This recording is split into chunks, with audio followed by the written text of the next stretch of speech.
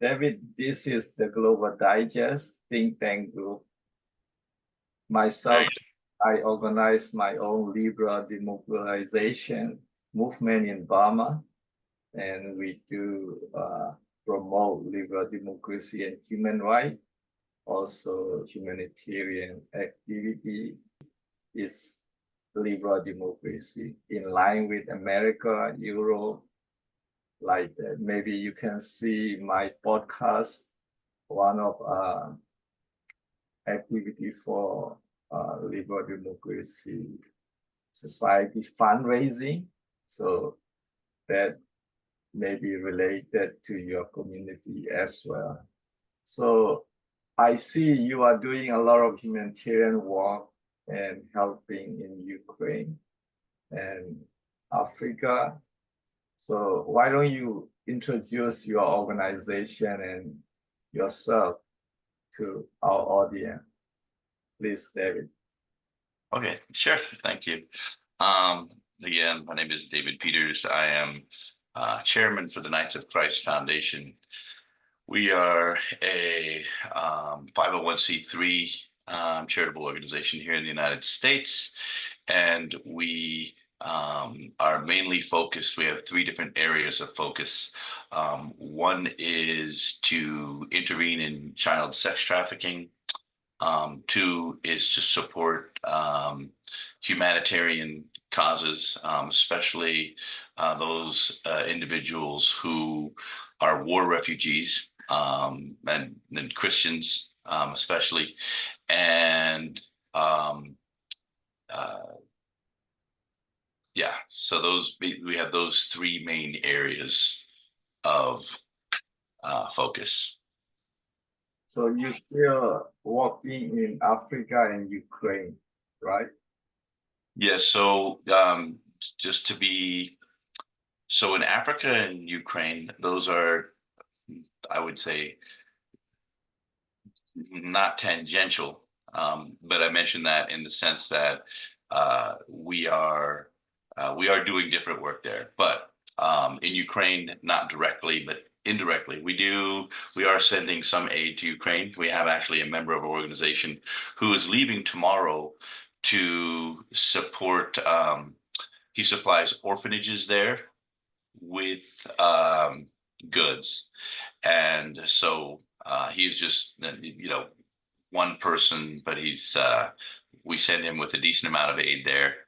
Our support in Africa, specifically in Tanzania, consists of supporting a school for women.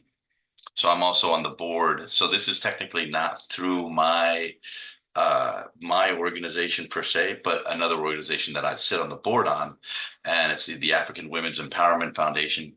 And what they do is they support, and then by extension, we also support. We provide scholarships for young ladies who to go to school, and also with the idea of getting them out of slavery. And without being too graphic, there is the huge sex slave trade also in Africa. And also the culture is different. So the mores are different in the sense of what is acceptable and what is not. For example, we are funding a scholarship for an albino young lady. And apparently there in Tanzania, if you're an albino, the witch doctors consider you cursed, and they have a very, very hard time. And so this particular, for example, in the case of this one lady, we try to keep her out of harm's way, and provide her with the funding so that she can go to school, so she can work for a major company to get out of that atmosphere. I see. So you have a lot of network and a lot of activity in many countries. Yes. So kind of the background, I would just say for my work, I was originally becoming a member of a certain knighthood, and that knighthood was involved in charity work. And through that particular knighthood, I became exposed to other knighthoods who were involved in a lot of the work that we're talking about now, helping displaced war refugees, and even things that people hadn't been uh, involved in before. We kind of, for example, I was helping members of the Chaldean Church with humanitarian aid. They were hosting me for an event there.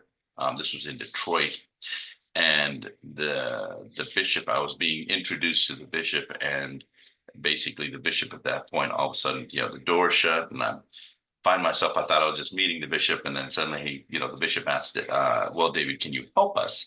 And so this particular knighthood is very well connected, and this is, I think, the reason that he asked for it. He thought that we could help, and so I contacted. To make a very long story short, the Catholic Church became involved, and we were able to get 20,000 families out of Turkey. These were refugees from Iraq that were stuck in Turkey, and we were able, with the help of the Catholic Church, to get those families out of Turkey. Right. You did great job, David. And your foundation, it's your foundation based on the whole America or just Arizona, or how's your foundation is, your background is big supporter. Yeah, the foundation. So the foundation that I chair is new. It was only founded in January, and we did an event last year, and we weren't even a foundation yet. And that came out of, again, a lot of these groups. So we network, right? And kind of like what we're doing right now. And what happened was we had a group of individuals who run a group. It's called the Association for the Recovery of Children. And they literally go and they rescue children out of the sex trafficking trade. A group of us wanted to support them. And unfortunately, and I'm sure you're aware of this, there's always some politics involved in certain things. So we decided as there were a group of us who said, okay, to make this very easy, we're going to start our own foundation to enable us to support this particular group and others, and we can be there are less political considerations that we have to worry about. I see. So your foundation get any government funding or grants or any Not support? From the government. We are just starting to write grants.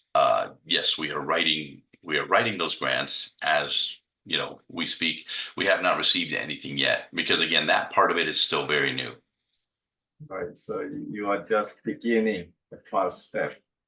Yes. So you can work with federal government and state government, right? No, for example, we're soliciting the government on behalf of our veterans. There's grants that you can apply for, and we're in the process of doing those grants. And there's a very good chance that type of grant is very readily, as long as you have a good track record of providing the funds and dispersing the funds the way you say you're going to, then the government will actually increase those funds the following year. And that's right. Right. But so we're in the formative stages of that. Now you are only based on public donation or churches donation, something like that. Yes, but we are fortunate in the sense that we are very well connected. So we're throwing an event that's in January here in Phoenix, and it's a formal gala. and there will be dignitaries there and people of influence, people who have uh, the means to support the various charities that we're trying to help. Sure, sure. A few weeks ago, uh, there was a big disaster in Burma, and it was a flash flood.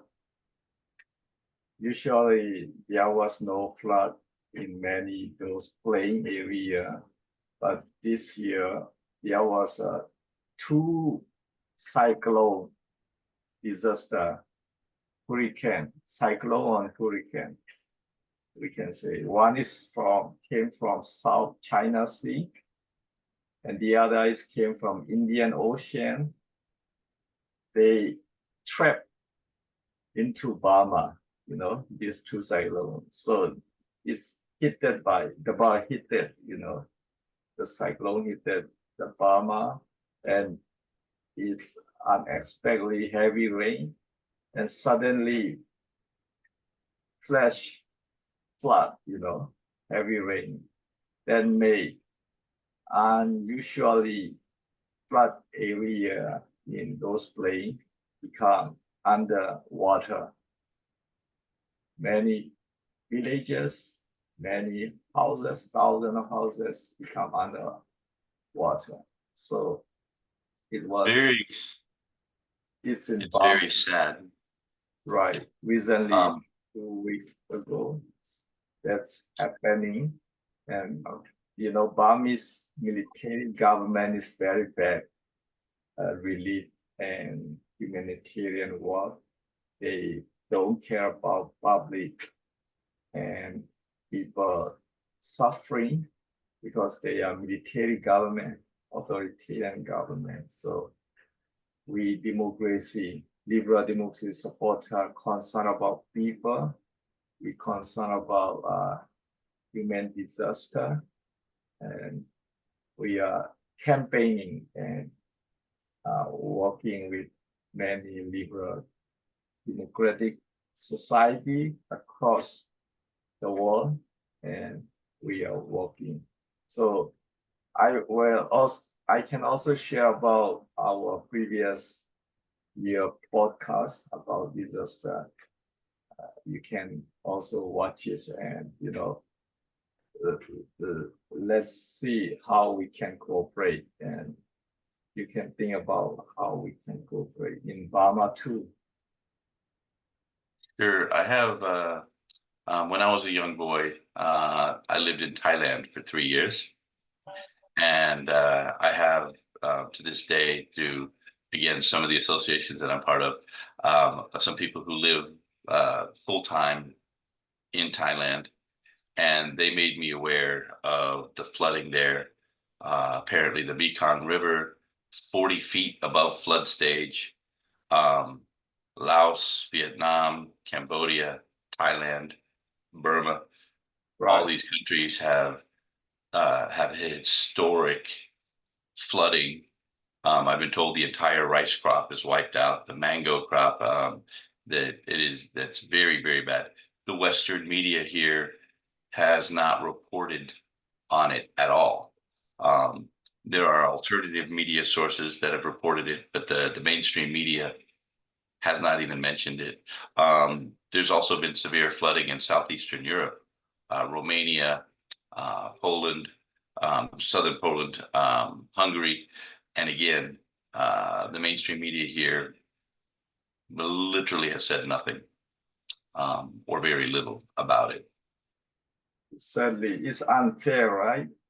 The media are unfair. They are Yeah, they no, are doing it's very, crazy. very crazy and very unfair.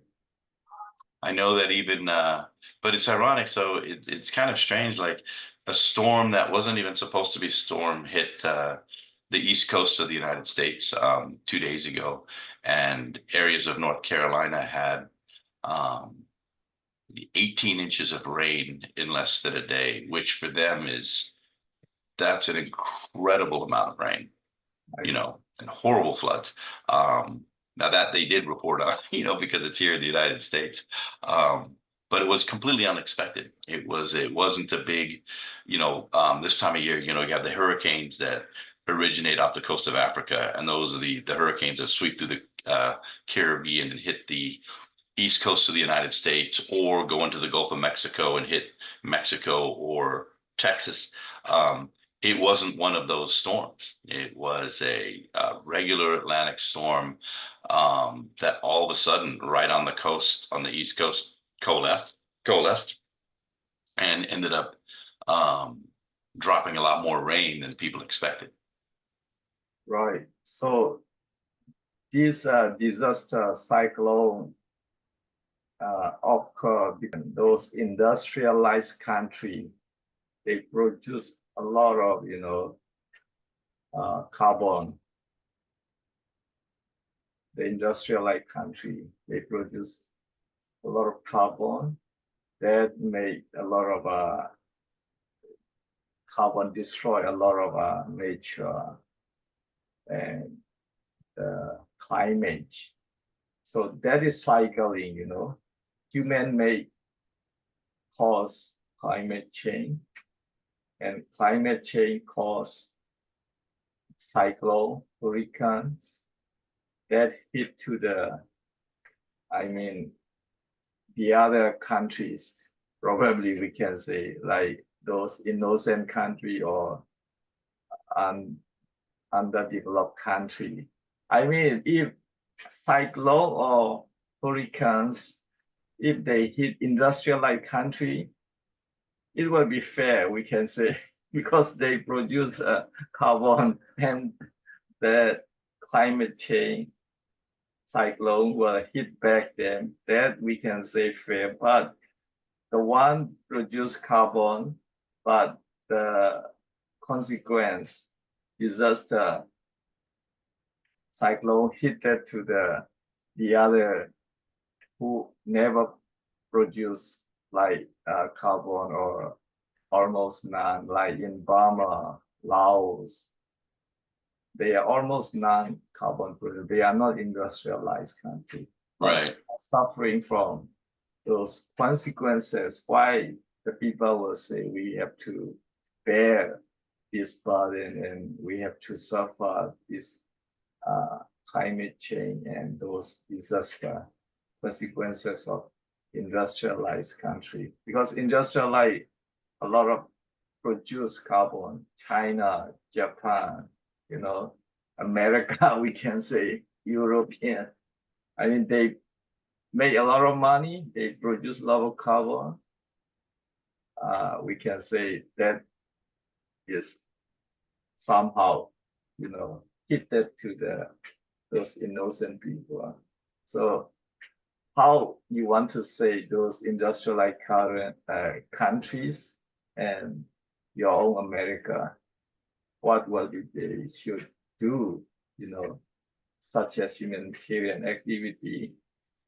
Nobody as you said, media keep quiet, even not mentioning, even just media, information they are hiding. Well, as a Christian, I would ask you, do you think that climate change is exclusively due to human activities? It's scientifically, there is evidence, it's happening. And a Christian perspective, it's by faith, we base on faith. Faith, the Christian philosophy also, we have to be fair. If we are doing something negative thing, we have to responsible. Even we are not involved anything, we still responsible as Christian believer, because Jesus showed example. Pros. Jesus showed how to help the poor and how to help the victim games, you know. Absolutely. Many We people are, said Jesus is always living with poor people. Jesus' philosophy is always related for it. Jesus said rich people can never go to heaven. They said, you know, he said it's easier for the person to go through the eye of a camel than right, for a rich man person to enter into the kingdom of heaven. Um, and it also says the the love of money is the root of all evil, not money itself. So it's the motivation. A person can be wealthy, and many of the patriarchs in the Bible were very wealthy, um, but their priorities were right. You know, if you follow the Lord and He blesses you, then and not everybody is going. That does not mean just because you follow the Lord that you are going to be wealthy. Um, right, but it also certainly doesn't mean that you're going to be poor. Um, there are rich people and there are poor people, and Jesus said the poor you will always have with you, but we're supposed to be good stewards. Going back to what you were talking about, we're supposed to be good stewards of the earth. right, But the reason I ask you that question though is that um, you know we believe that we're living in the end times. And Jesus very uh, openly predicted changes in weather that would be happening, when it was close to his coming.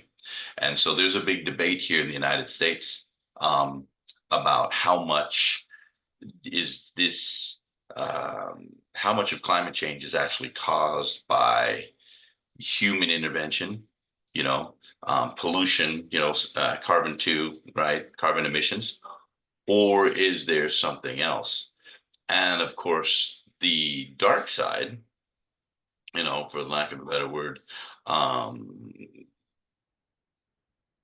the devil's side, right, of course, they put forth a narrative that says, well, this is all human caused because they will never ascribe anything to the Lord.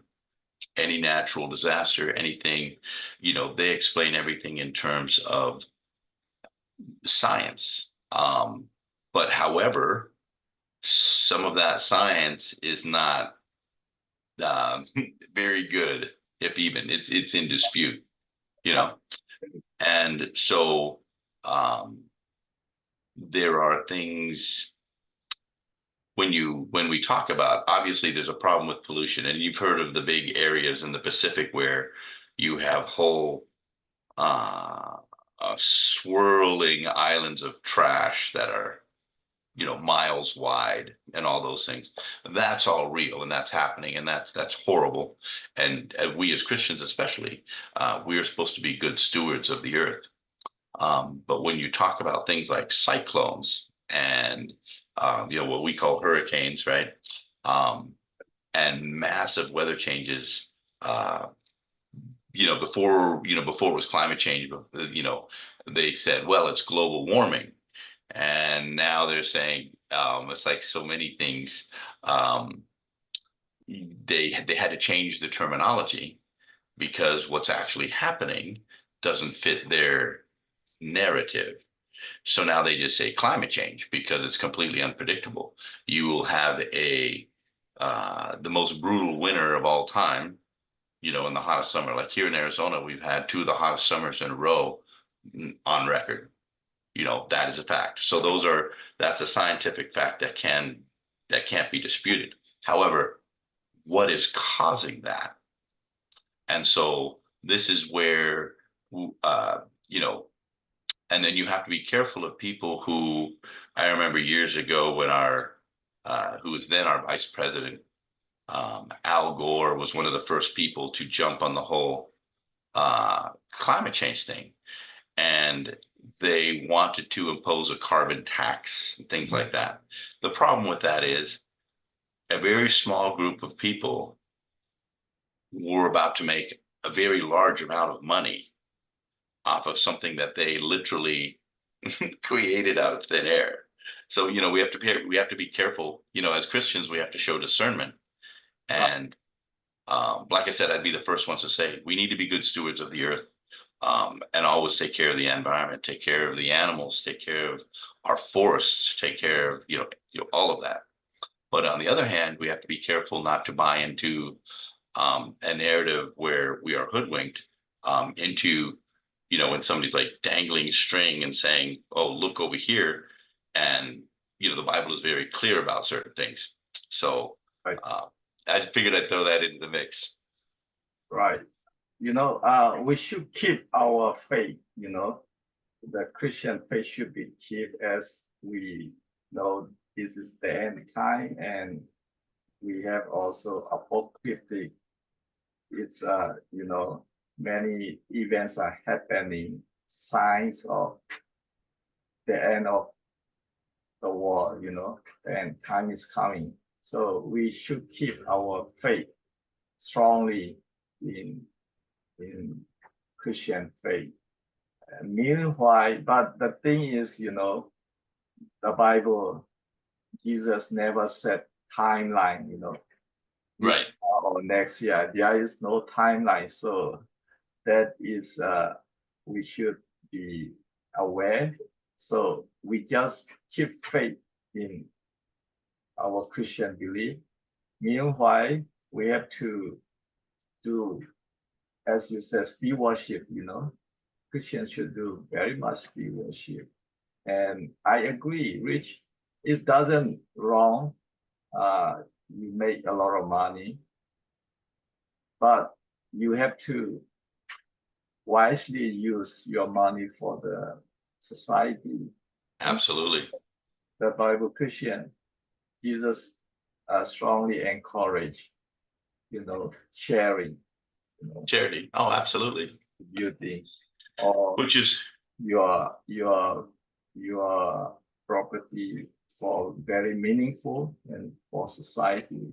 The problem why Jesus says rich people have difficult to enter heaven is they did not donate, distribute their wealth.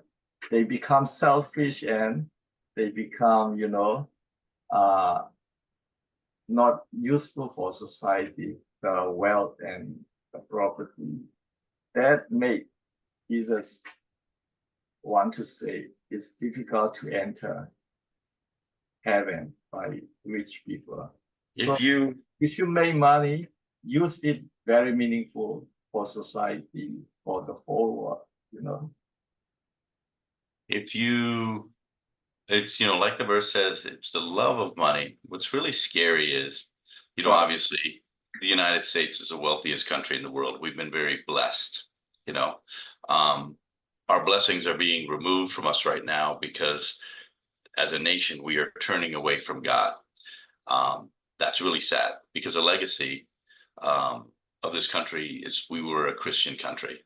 Right. And now our government has turned against God, openly turned against God. Well, the Lord is now removing those blessings, and you know that is very difficult. But I will tell you, about the money thing. Obviously, there's lots of wealthy people here, but a lot of these wealthy people are not. They are not happy because the love of money consumes them. Right. It eats away at their heart. More is never enough. There's an old saying in America, uh, if you're not content with what you have, you will never be content with what you don't have. Right.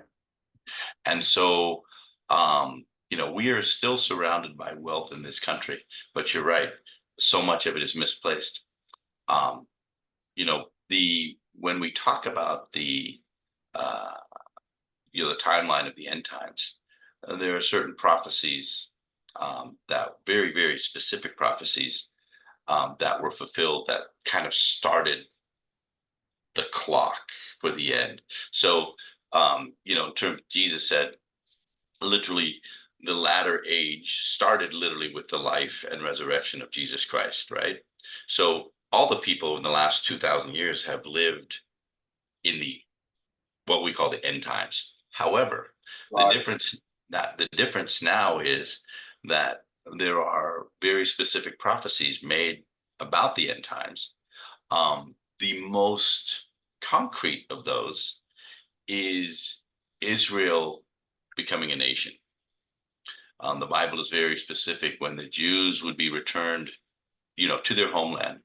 And literally in Micah talks, has a nation been created in a day? It asks a question.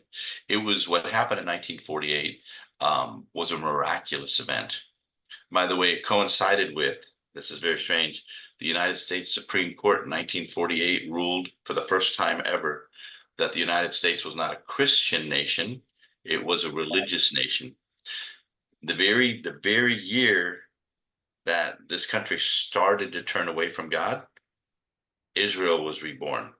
And the history of the world starts revolving around Israel. Think about this. Israel is a country that's smaller than the state of Rhode Island. So that's one of our smallest states. It's tiny. It's tiny.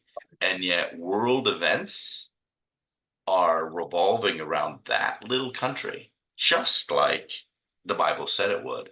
So we are in the final countdown. And like you said, the Bible very specifically says nobody tied uh the nobody knows the exact time Right. of Jesus' return, not even the angels in heaven. However, it says those people living in the light will know the approximate time of his coming and will be able to discern the time. So it's like the season.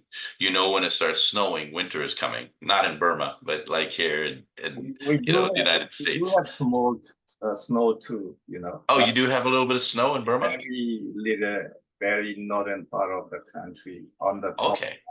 so little percent.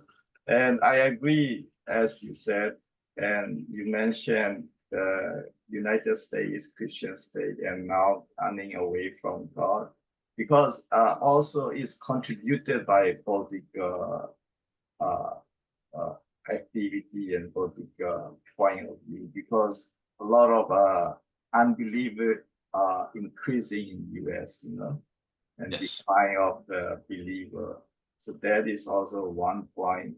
By the way, how did you see Republican and Democrat, which will be more faithful for God and which will be more supportive for Christian nation in America? It's Republican are more conservative Christian, we can say. Yes. So, well, I guess I would say I vote Republican, I more or less. I am conservative. There's a huge difference. So a lot of people assume that if you're conservative, you're Republican, and that if you're liberal, you're Democrat. It's not necessarily true. There are conservative Democrats and there are liberal Republicans. It's not so much about the party, it's about the values.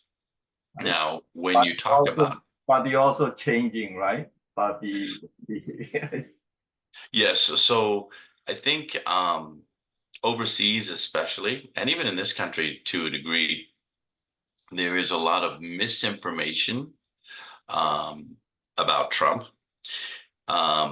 Now, I will say there's no getting around this. He is he's not a perfect human being, and absolutely he was what we call a narcissistic demagogue. Okay, he's very he says just some very over the top things, just blatantly. However, his policies and what he does is, in my opinion, far better for the country than the policies that are being followed by the Democrats. And the Democrats themselves, if we went back to the 1980s, the people who were Democrats in the 1980s or even 1990s would not vote for the Democrats of today. There's been a huge swing. Basically, um, and this has a lot to do with the influence of China in our country, and funding. China is the second largest contributor to the American universities. I And so you have in the last 15, 20 years, what's coming out of the college campuses, you have young people they're growing up in a democratic society and they're being indoctrinated into socialism. and they have no idea what socialism actually is. Right. They have no idea. They and like a lot of people, even if you tell them about the 65 million to 100 million people that Mao Zedong killed, or if you tell them about the 25 to 100 million, because we don't know how many Joseph Stalin killed, 25 to 100 million, you know, these people were massive butchers. Pol Pot killed a million of his own people in a small country, Right. um, you know, two countries over from you, right? Right. And it's and the same thing in not quite as bad as in Laos, Vietnam. Um, they and look at Vietnam today, by the way, they've completely rejected uh, communism and they're friendly to the United States, even though they fought a war. It's crazy, you know, and you know this better living where you live, you know this better than most Americans. But, you know, after the Vietnam War from 75 to 79, I mean, Vietnam fought a war with China, you know, and it's crazy to think about um, the butchery, but people think somehow in this country, the people who don't know about socialism think that socialism